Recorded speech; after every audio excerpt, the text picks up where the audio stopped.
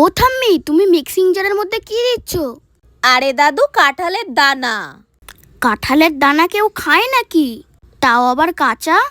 এই কাঁচা কাঁঠালের দানা দিয়ে এমন একটা রেসিপি বানাবো, তোর মা খেয়েও অবাক হয়ে যাবে, জানিস দাদু? আচ্ছা, যদি না ভালো হয় তাহলে তো দুপুরের খাওয়াটা গন্ডগোল হয়ে যাবে। আরে কিছুই হবে না, এটা খেতে জানিস দারুণ লাগে। মাছ মাংস খেতে ইচ্ছেই করবে না, একবার কিন্তু তুই খেলেও তখন বলবি যে মাছ মাংস আর খাবো না।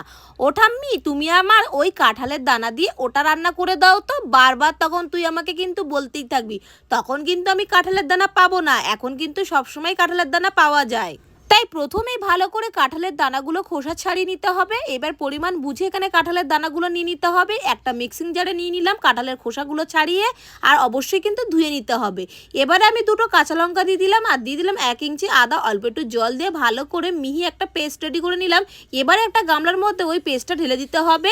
এবারে দেখো, এখানে আমি দিয়ে দিচ্ছি 100 গ্রাম মতন ছানা, মানে 1 প্যাকেট দুধটাকে কাটিয়ে আমি ছানা বের করে নিয়েছিলাম। হলুদ গুঁড়ো, লঙ্কার গুঁড়ো, মানে একটু কাশ্মীরি লঙ্কার গুঁড়ো এখানে অ্যাড করেছি, ওটা স্কিপ হয়ে গেছে বন্ধুরা। স্বাদ মতো একটু লবণ দিয়ে দিলাম, আর দিয়ে দিলাম কিছুটা পরিমাণে বেসন, আর দিয়ে দিলাম আর গরম মশলার গুঁড়ো দিয়ে ভালো করে এখানে মেখে নিলাম। এবারে দেখো বন্ধুরা, কোনো রকম এখানে কিন্তু জল আগে থাকতেই অ্যাড করবে না। এইটা মাখার সময় দেখবে একটু জল জল লাগবে, যেহেতু কাঁঠালের দানার মধ্যে অল্প একটু জল দিয়ে বাটা হয়েছিল, তাই আগে থাকতে কিন্তু একদমই জল দেবে না। এবারে একটা মোল্ড নিয়ে নিয়েছি। আমাদের সময় তো টিফিন বক্স পাওয়া যেত, তাই বৌমা একটা এখানে কেক মোল্ড দিয়ে দিয়েছে। তো কেক মোল্ডটার মধ্যে অল্প একটু তেল দিয়ে দিলাম, আর তেল ব্রাশ করে দিলাম। এবারে যে মিশ্রণটা রেডি করে রেখেছিলাম, সেই মিশ্রণটা এইভাবে একটু হাত দিয়ে পেস্ট করে দিতে হবে, যাতে সুন্দরভাবে সব দিক সমান থাকে আর দেখতেও ভালো লাগে। গ্যাসের উপরটা কড়াই বসিয়ে দিতে হবে। বেশ কিছুটা জল দিয়ে একদম ফুটাতে দিয়ে দিয়েছি, আর এবারে এই কেক মোল্ডটা এর মধ্যে দিয়ে দেবো।